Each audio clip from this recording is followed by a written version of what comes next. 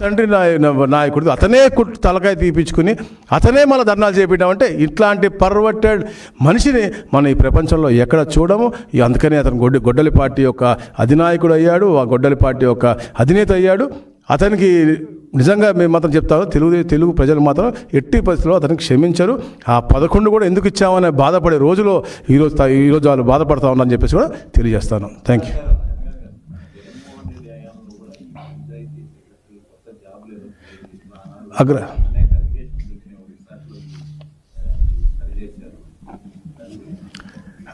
అప్పుడు కూడా ఏదైతే మన గ్రామ సచివాలయం జరిగింది దాంట్లో టాపర్ వచ్చినటువంటి అమ్మాయి అలా చేసేది. అప్లై చేస్తారండి. ఇప్పుడు మనం ప్రాక్టికల్గా కామన్ మ్యాన్గా ఆలోచిద్దాం.